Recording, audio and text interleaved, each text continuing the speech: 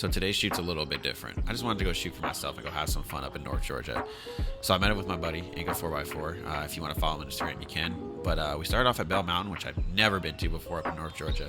Absolutely beautiful lookout. Loved every second of it. So after we headed down Bell Mountain, we headed over to Charlie's Creek. I know I've posted videos from there before and vlogs and photo shoots from there, but it's just a super local trail and it's easy and it's fun. It's just a good place to go if you just want to get out for the day and not have to drive 4 hours to go other places. So once we got done with Charlie's Creek, we got some good photos, we got some good videos. We stopped real quick at the campsite for some lunch, and then we headed up to another lookout, which is even better than Bell Mountain. It's a little bit of a more difficult trail to get up to. I only have two-wheel drive at the moment, so it was a little bit harder for me, but I made it. Here's some drone shots from the top. It's absolutely beautiful. I love it.